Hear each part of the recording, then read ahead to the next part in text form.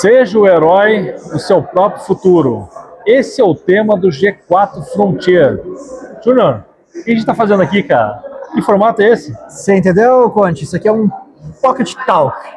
É quase que uma conversa com sabor podcast. Sabor podcast, gostei. Entendeu? Vamos degustar. Vamos degustar então, Conte. Estamos aqui no Frontier, né, Conte? Nessa loucura cheia de empresário, mais de 1.500 empresários rodando aqui a plenária, entre os estandes, com muita palestra de conteúdo. E com esse tema, seja o herói do futuro. O que para você significa futuro, isso, né? Conte? Cara, significa protagonismo, significa, acima de tudo, atitude. Né? Você decidir o que fazer e tomar a decisão de fazer, né? Não basta você sonhar, não basta você ter uma ideia, boas ideias, o mercado está cheio. Agora, de execução, é isso que faz a diferença, né? E acho que a gente está no primeiro dia, vamos contextualizar um pouquinho. O evento está acontecendo no comecinho de fevereiro, né? O ano está começando, a gente está soltando alguns episódios para vocês aí, mas a gente está falando sobre como protagonizar o que vem pela frente, o que ainda não aconteceu. Então, planejamento estratégico a gente senta e faz, o papel aceita tudo, planilha aceita e até calcula, mas isso não acontece se não tiver pessoas querendo fazer acontecer. E acho que é muito o que a gente está vendo nos conteúdos aqui hoje, né? Com certeza, né? E a gente vai passar por um ano muito desafiador, né? Um ano onde a gente já começou meio conturbado, com algumas coisas que não era esperado, né? Eu brinco, a gente tem Copa do Mundo, tem eleição. E agora 11 feriados emendáveis. 11 feriados. Aí você pega e fala, ainda agora tem um evento geopolítico um pouco estranho, no meio do caminho que não estava previsto. E a gente aí começa também a falar de reforma tributária. Então, é muito tema. Eu gosto de ter uma frase que eu aprendi aqui no G4 que eu acho excelente, que é: o difícil não é matar um leão cada dia, né? O difícil é ser desviado das antas. Exato. E esse ano que tem de anta pela frente... E pior, elas estão soltas, né? Elas estão soltas. Elas se movimentam, elas não estão paradas. Então, acho que o empresário tirar um tempo para pensar na empresa, vir para um evento desse, consumir conteúdo, se relacionar com outros empresários, entender as dores dos outros, e você ajudando outros empresários nas dores deles. Colaboração, né? Essa colaboração também te faz olhar para o teu negócio de uma maneira diferente. Às vezes você vai dar um insight para um negócio de outra pessoa, e você fala, putz, mas isso aqui também serve para mim de um outro jeito. É aquele fato de você dar aquele 2 passos para trás e... refletir um pouquinho. E exatamente, você consegue ter um panorama maior de todo o cenário, né? Então, acho que um evento dessa magnitude é muito importante para os empresários de qualquer que seja o tamanho, participar, ter essa troca e poder planejar melhor esse ano, né? Por mais que já tenha um planejamento estratégico, mas aqui vai dar muitos insights de você poder adaptar um pouquinho o seu planejamento e a gente passar esse ano crescendo, escalando e desviando mais flat das antas, né?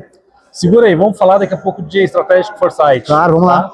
Mas o que a gente está vendo aqui, gente? Você falou de colaboração, e mais do que os conteúdos que são excelentes, aqui o G4 Educação, ele traz como uma plataforma de conteúdo muita coisa boa. Muitas histórias, muitos cases, muitas perspectivas, mas você falou muito dessa troca que a gente está tendo com os empresários aqui. Então, o famoso benchmark, que é como que você está resolvendo o mesmo problema que eu tenho. Né? Eu brinco aqui, já falei em outros episódios, é muito mais rápido, muito mais fácil e mais barato aprender com o erro e também com os acertos dos outros. Então, acho que essa oportunidade de a gente ter aqui 1.500 empresários para trocar experiências, para entender como cada um está entendendo esse cenário conturbado, nos traz uma palavrinha que a gente gosta muito aqui na Opus, a gente oferece isso para os clientes, que é previsibilidade.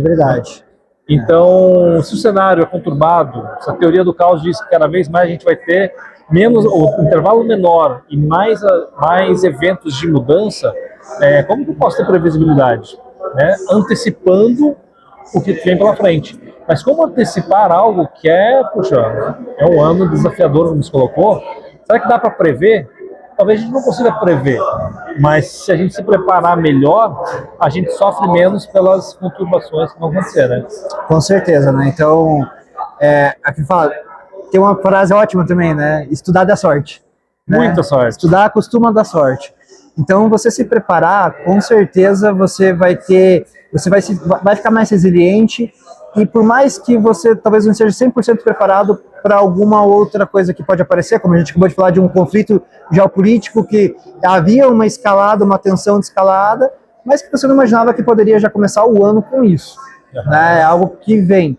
Mas se você tem lá, vamos supor, no teu principal negócio, petróleo é um commodity que de alguma certa forma é sensível para o teu negócio, você tem mapeado no teu planejamento algo que vai falar se o teu preço baixar muito, o teu preço subir muito, qual que é a estratégia que você vai usar.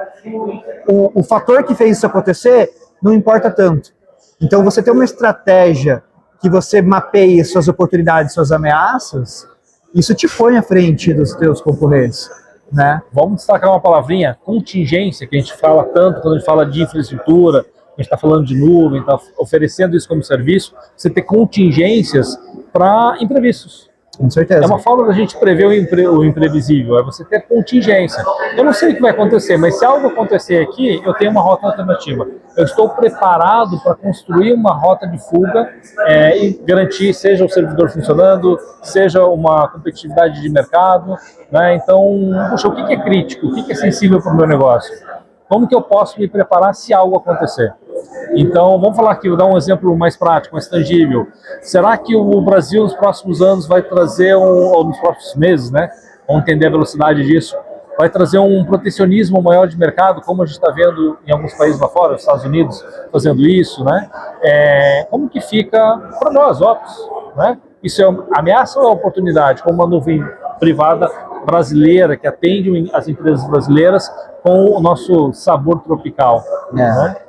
E geralmente é os dois, né? Porque toda oportunidade ela traz também uma certa ameaça.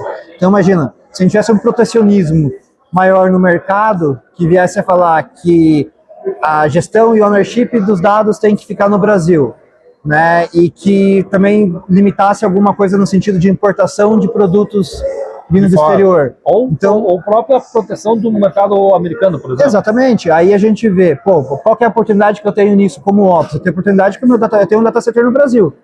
Então, dois dos meus data centers são no Brasil. Então, a ownership é nacional, né? Está em território nacional. Mas qual que é a minha ameaça? Eu importo muito equipamento de fora, né? Então, como é que ficaria isso? Então, você tem que ter esse tipo de rota, que nem você falou, de contingência, rota de fuga, prevendo, se eu não puder mais comprar produtos internacionais, né, produtos de mercado externo, como é que eu supro a minha demanda com produtos do mercado nacional? Tem produto substituto? Não tem produto substituto? Talvez tenha uma oportunidade, né? E, de novo, contingência em cima de contingência. A gente também tem uma operação nos Estados Unidos.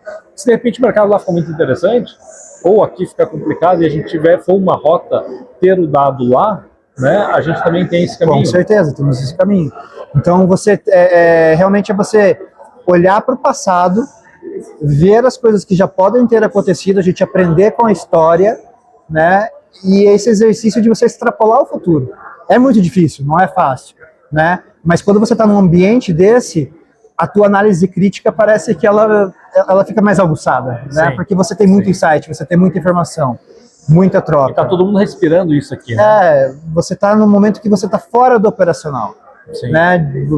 Você não tá falando de problemas do cotidiano, você tá falando sobre estratégia o tempo todo, você tá falando sobre mercado. A gente teve uma palestra agora incrível ali com o Thales sobre mercado. Né? Então, que ele teve em Davos agora e trouxe pra gente de insights de um dos maiores eventos sobre mercado que existe no mundo, se não o maior. Né? Então, acho que você tirar esse tempo é muito enriquecedor, né? E a gente tá aqui também se propondo a trazer soluções para o mercado, para os empresários, para que eles possam também olhar a tecnologia de forma estratégica, né, Conte? Isso aí, a gente está falamos um pouco de geopolítica, de mercado, mas uma das abordagens, o Frontier, ele é um evento focado em gestão e tecnologia. Né? E essa pegada de ser o herói do seu próprio futuro também tem uma passagem pelo cenário tecnológico, as mudanças e transformações digitais que as empresas e o mercado como um todo vem sofrendo. né? Sofrendo no sentido de a transformação acontecer. Empresas sofrem com essa transformação, empresas se beneficiam com essa transformação. Qual é a mudança? A variável da gestão. É como a gestão está olhando para possíveis cenários futuros e traz isso ao presente.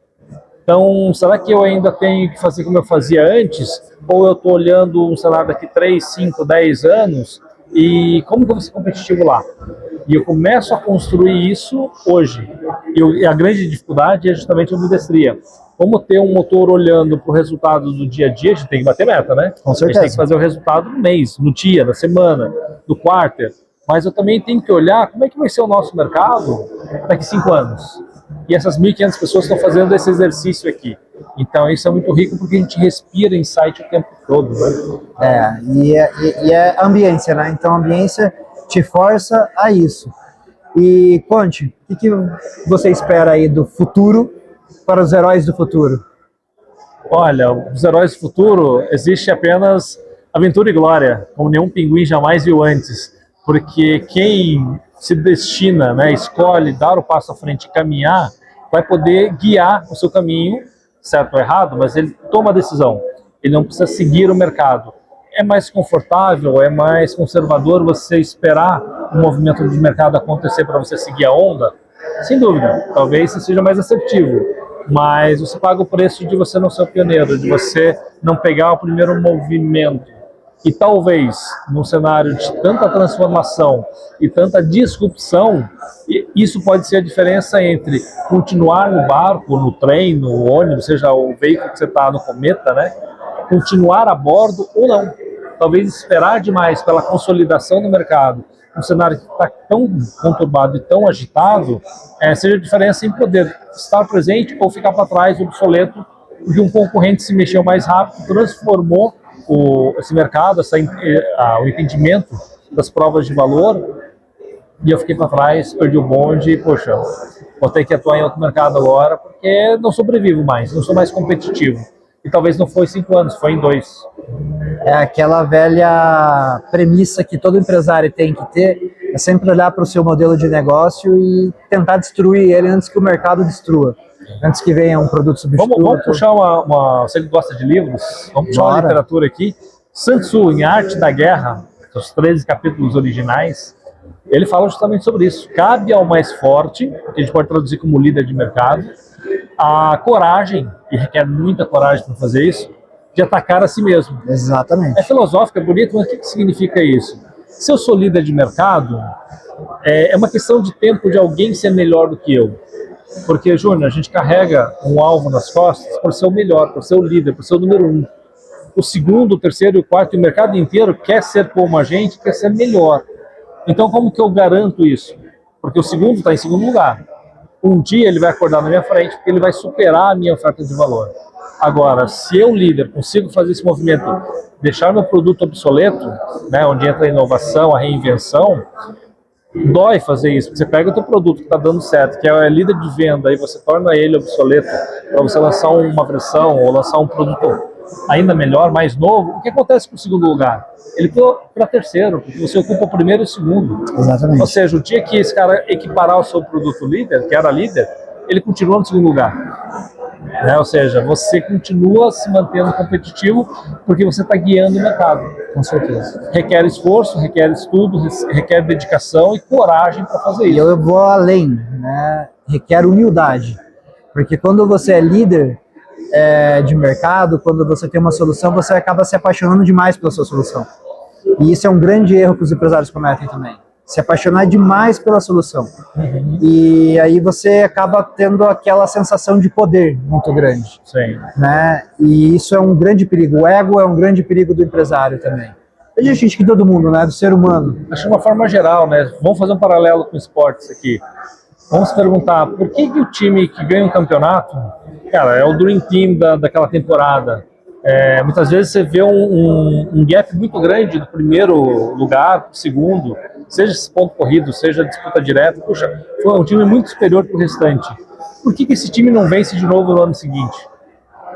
Porque, puxa, você sobe numa soberba que eu sou melhor, para de treinar, diminui a reinvenção. E o que aconteceu com todos os outros times ou os outros atletas que não venceram? Eles estão estudando você para superar você na próxima temporada, né? Então, a soberba de achar, time que está vencendo não se mexe, está fadado a ficar obsoleto, porque o adversário que perdeu vai mexer, né? Ele vai fazer a substituição, ele vai mudar o esquema tático, seja no futebol, no tênis, no atletismo, e ele vai ser melhor do que você. Legal. Na empresa não é assim? Sempre assim, né? A gente sempre tem que realmente olhar para o nosso... Todo dia a gente tem que ter uma missão diferente de fazer melhor o que a gente sempre faz, né? E não se apaixonar sempre pelo aquilo que a gente já construiu. É muito bonito tudo que foi construído, mas o mundo é constante, né? O mundo não é constante, né? O mundo ele é sempre busca evolução mutante, e nos força, né? Mutante, e busca e nos força a evoluir, né? Então esse exercício de coragem e humildade, eu acho que é um exercício que todo empresário deveria fazer para poder se manter. E para a gente poder inovar, para a gente poder reinventar, né, requer essa humildade de olhar para si. O autoconhecimento ele vem de um exercício de humildade muito grande. Para você olhar o que você está fazendo certo, que você tem um ponto forte, não com o olhar do orgulho, né, mas será que realmente isso é um ponto forte ou eu acho que é? Mas principalmente, aonde é o meu ponto fraco? Aonde eu estou errando? Aonde eu não tenho competência para fazer isso? Você é empresário, tem competência para cuidar do seu TI? Tudo bem, foca no seu negócio. A competência é logística, é fábrica, é chão de fábrica, é varejo, é saúde. Foca esse esforço onde você é o seu ponto forte. Agora, será que eu tenho que continuar investindo onde é o meu ponto fraco? Talvez a inteligência seja terceirizar. Terceiriza com a gente, se eu for fazer o merchan aqui. Ou entende, puxa, é algo que eu preciso desenvolver. Vem para o G4 fazer uma imersão. Com certeza. Né? Vem investir seu tempo aqui também e vem investir sua infraestrutura com a gente, né? Com a Opus. Acho que é a maneira mais inteligente do empresário realmente ser estratégico em todas as suas potências, né? E acho que a gente quer trazer aqui no Frontier e nesses mini Pocket Talks, sabor energético, é realmente trazer insights, né? Então, vamos trazer bastante bate-papo com qualidade aqui, vamos trazer alguns convidados bacanas para a gente poder trocar e trazer essa visão de mercado, essa visão sobre 2026, né? O que espera esse mercado e o que espera, o que o mercado está esperando dos heróis do futuro, né, Conte? Vamos lá. Vamos encerrar? Chega lá. Vamos trazer mais gente boa para conversar com a nossa audiência? Vamos lá, Opus Tech. Muito além das nuvens, e dessa vez a gente está aqui num lugar onde promove o encontro da estratégia com a execução. G4 Frontier. É isso aí, muito além das nuvens.